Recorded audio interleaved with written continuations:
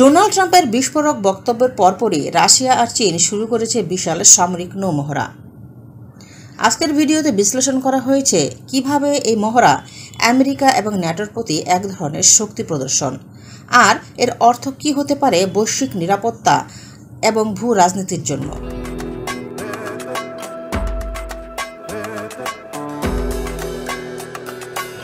বিশ্ব রাজনীতির উত্তেজনা যেন নতুন মোড় নিচ্ছে। ডোনাল্ড ট্রাম্পের সাম্প্রতিক বিস্ফোরক ঘোষণার পরপরই রাশিয়া এবং চীন শুরু করেছে বিশাল এক সামরিক নৌমহড়া। এই যেন এক ধরনের স্পষ্ট বার্তা, আমেরিকাকে ঠেকাতে একসঙ্গে নামছে দুই পরাশক্তি। আজকের এই ভিডিওতে বিশ্লেষণ করেছি ট্রাম্প ঠিক কী বলেছেন, কেনই বা রাশিয়া চীন যৌথভাবে এমন মহড়া শুরু করলো, এবং এর পেছনের কৌশলগত বার্তাগুলোই বা কী।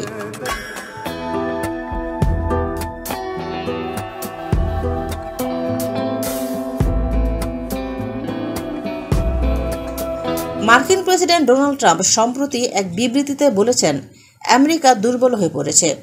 বাইডেন প্রশাসনের ব্যর্থতায় আমাদের প্রতিপক্ষরা মাথা তুলে দাঁড়িয়েছে। তিনি আরও ইঙ্গিত দেন, তার নেতৃত্বে থাকলে রাশিয়া চীন কখনো এতটা সাহস দেখাতো না। এই ঘোষণাকে বিশ্লেষকরা দেখছেন আন্তর্জাতিক শক্তির ভারসাম্যে এক ধরনের উত্তেজক প্রভাব হিসেবে। আর এই ঘোষণার পরপরে রাশিয়া ও চীন প্রশান্ত মহাসাগরে শুরু করেছে এক বিশাল নৌমহড়া। এই মহড়ায় অংশ নিয়েছে যুদ্ধজাহাজ, সাবমেরিন, যুদ্ধবিমান এবং আকাশ প্রতিরক্ষা ব্যবস্থা। রাশিয়ার পক্ষ থেকে অংশ নেয় ভ্যারিয়াক শ্রেণীর ক্ষেপণাস্ত্রবাহী জাহাজ, আর চীনের পক্ষ থেকে অংশ নেয় তাদের অত্যাধুনিক ডেস্ট্রয়ার এবং ফ্রিগেট। আর এই মহড়ার নাম দেওয়া হয়েছে ম্যারিটাইম কোঅপারেশন 2025। বিশ্লেষকরা বলছেন, ট্রাম্পের ঘোষণা যেন তাদের জন্য ছিল এক রাজনৈতিক সুযোগ।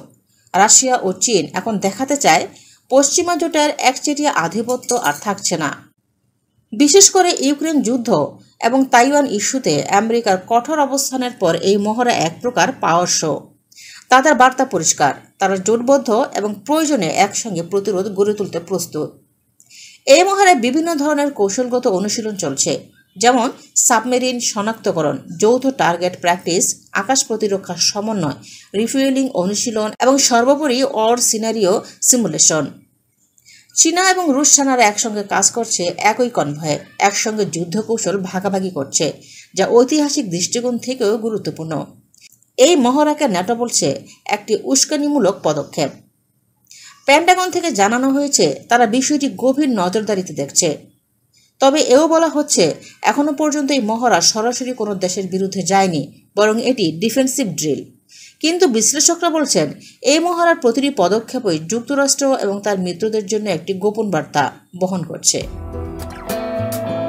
অনেকেই বলছেন এটি নতুন এক স্নায়ুযুদ্ধের শুরু হতে পারে। শীতল যুদ্ধের সময় যেভাবে আমেরিকা এবং সোভিয়েত ইউনিয়ন পরস্পরের শক্তি প্রদর্শন করত, আজ হয়তো তারই পুনরাবৃত্তি হচ্ছে।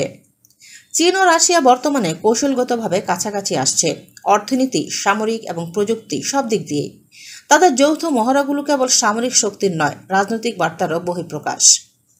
ডোনাল্ড ট্রাম্পের একটি ঘোষণা হয়তো সরাসরি যুদ্ধের আহ্বান নয়, কিন্তু এর জবাবে যেভাবে রাশিয়ার চীন শক্তি প্রদর্শন করছে তা বিশ্ব রাজনীতিতে বড় ধরনের পরিবর্তনেরই আভাস। আমরা কি এক নতুন বিশ্বযুদ্ধের ছায়ায় প্রবেশ করছি, নাকি এটা কেবল শক্তি প্রদর্শনেরই খেলা? এই উত্তরের খোঁজ পেতে আমাদের নজর রাখতে হবে আন্তর্জাতিক কূটনীতির প্রতিটি মোড়ে। তো আপনি কি মনে করেন, এই যৌথ মহড়া বিশ্ব রাজনীতির ভারসাম্য বদলে দিতে পারে? কমেন্টে জানাতে ভুলবেন না।